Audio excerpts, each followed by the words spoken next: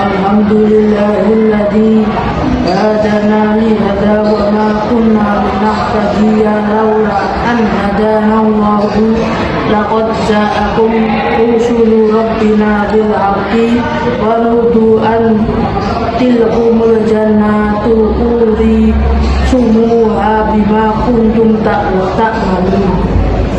Asyhadu an la ilaha illallah wa asyhadu anna Muhammadan abduhu wa rasuluh.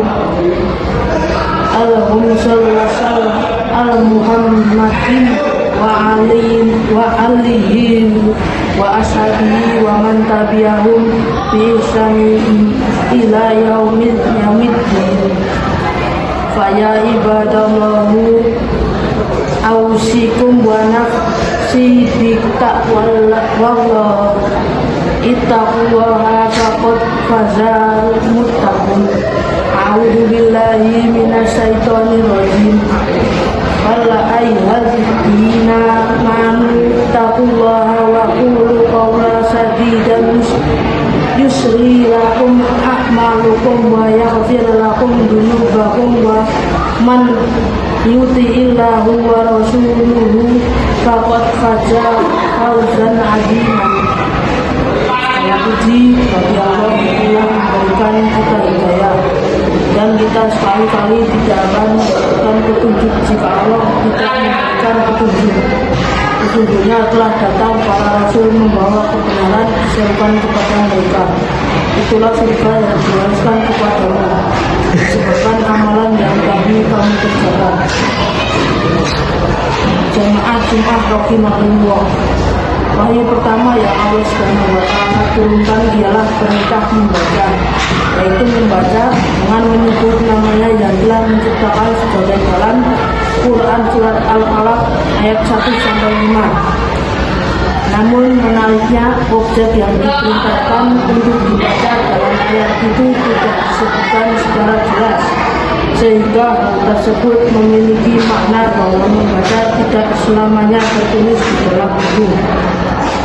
Bahkan saat kita memandang ke langit, terbentang luas semesta dan cakrawala, di sana kita melihat bulan bersinar, bintang berkedip, merasakan sejuknya angin, awan berarak, burung-burung berterbangan, bahkan rintik hujan yang turun. Dengan itu, secara tidak sadar, sesungguhnya kita pun yang membaca ayat kauniyahnya bagi orang beriman. Sudah sepantasnya jiwa menjadi lapang seiring dengan mengucapkan Rabbana ma khalaqta hadza batila subhanaka faqina adzabannar. Duhai Tuhan kami yang Maha Mengatur, mengurus dan memenuhi segala kebutuhan makhluknya, Dia adalah semua yang telah Engkau ciptakan ini hanyalah sia-sia belaka. Maha suci Engkau, maka hindarkanlah dan lindungilah kami dari azab mereka. Quran surat Ali Imran ayat 191. Jemaah rahimahullah, kita beriman kepada hari akhir, hari di mana setiap amal perbuatan selama kita hidup di dunia ini akan dimintai pertanggungjawaban. Keadilan Allah Subhanahu wa Ta'ala akan membawa kita pada balasan serupa surga ataupun neraka. Keduanya disediakan untuk makhluknya, yaitu jin dan manusia, bagi mereka yang mampu mengambil pelajaran atas ayat-ayat yang selalu ditambahkan, kemudian bersegera mensyukurinya dengan melakukan amal saleh tanpa diri kesirikan di dalamnya. Maka mereka itulah yang beruntung, yang berhasil, dan yang akan selamat.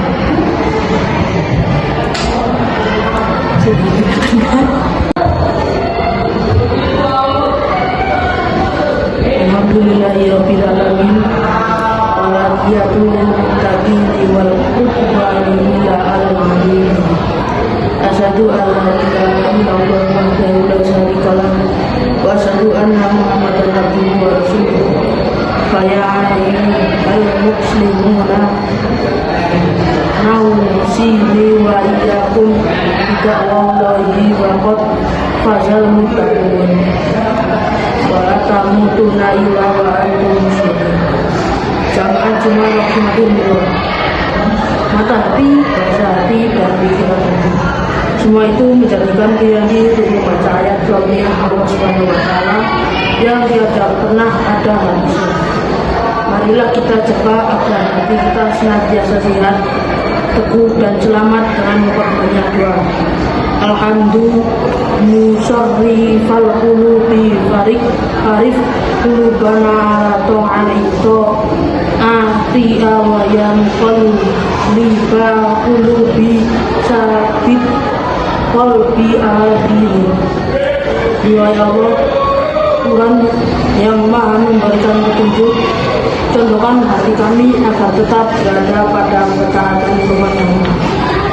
Ya Allah, Tuhan yang maha membolak-balikkan hati, mohon teguhkanlah hati ini untuk tetap berada pada agama-Mu. Imam An-Nawawi dalam kitab Hadis Arba'innya nomor 6 menyebutkan riwayat, kurang lebih mananya ialah sungguh dalam jasad terdapat sejumlah organ. Manakala yang baik, maka baiklah jasad itu sendiri. Namun jika ia rusak, maka rusaklah jasad itu sendiri. Ketahuilah bahwa segumpal daging itu ialah hati. Hati yang nampak seperti segumpal daging di dalam dada kita ini pada dasarnya merupakan dunia dengan dirinya sendiri. Dunia lebih besar dari apa yang pernah kita lihat. Bahkan dari hati kita itu pun masih ada kitab yang besar lagi, yakni waktu. Pada saatnya kita akan membacanya, dan semoga kita dibimbing oleh Allah Subhanahu wa Ta'ala untuk mendapatkan manfaatnya waktu tersebut dengan sebaik-baiknya. Allahumma firli mu'minina wal mu'minati wal muslimina wal muslimati al ahya'i minhum wal amwati innaka sami'un qarib muhibud da'wati wa qadiyal hajat. Allahumma rabbana la tuzghulubana ba'da idh hadaitana wa hab lana min ladunka rahmatan innaka antal Rabbana la taj'al fi qulubina ghillan lil ladzina amanu rabbana innaka ra'ufur rahim. Rabbana hab lana min azwajina wa dhurriyyatina qurrata a'yunin waj'alna lil muttaqina imama. Rabbana atina fid dunya hasanah wa fil akhirati hasanah wa qina adzabannar.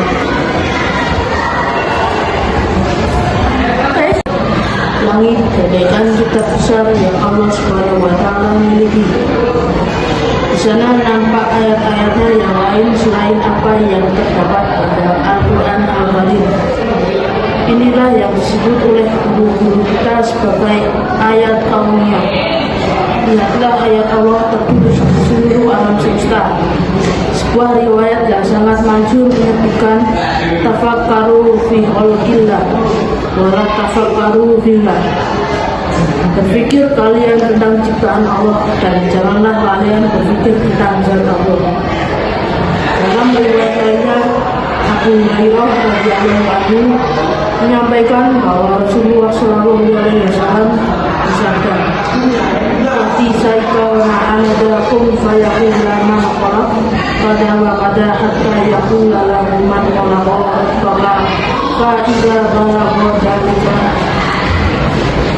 faliyasta'id billahi wal yamtas."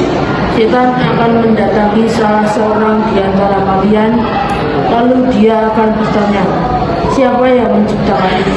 Siapa yang menciptakan itu? Hingga akhirnya dia bertanya, siapa yang menciptakan Tuhan? Jika sampai kepadanya hal tersebut, maka hendaknya dia berlindung kepada Allah dan berhenti mencukupkan dialognya. Jemaah Jumat rahimahullah, manakala kita mampu membaca ayat-ayat kauniyah tersebut, maka lapangkan hati dan jiwa kita. Ayat-ayat kauniyah merupakan tanda yang jelas untuk membuktikan adanya beberapa ayat. Segala sesuatu di bumi dan langit maupun yang ada di antara keduanya merupakan bukti yang jelas akan keberadaan, keesaan dan kekuatan Allah Jalla Jalaluhu. Maka terhadap ayat kauniyah itu kita tidak cukup menggunakan mata kepala untuk membacanya, melainkan menggunakan hati untuk memahaminya. Mata di wajah kita hanya dapat melihat benda, bentuk benda, namun mata hati mampu melihat hakikat kebenaran suatu objek. Hanya saja bagi mereka yang tertutup jiwa dan hatinya sehingga bakal memahami ayat-ayat Allah tersebut. Sangat mungkin bahwa mata hatinya telah menderita sakit atau bahkan mati sama sekali. Mata hati menjadi buta, kecuali jika apa yang dilihat menjadikan diri mereka bersegera mengingat Allah Subhanahu wa Ta'ala, serta menjadikan kita berpikir merenungi kebesarannya. Semoga Allah Subhanahu wa Ta'ala senantiasa memberikan kepada kita petunjuk. Barakallahu li wa lakum fil Qur'anil azim wa nafa'ani wa iyyakum bima fihi minal ayati wa hakimi wa taqabbala minni wa minkum tilawatahu innahu huwas samiul alim.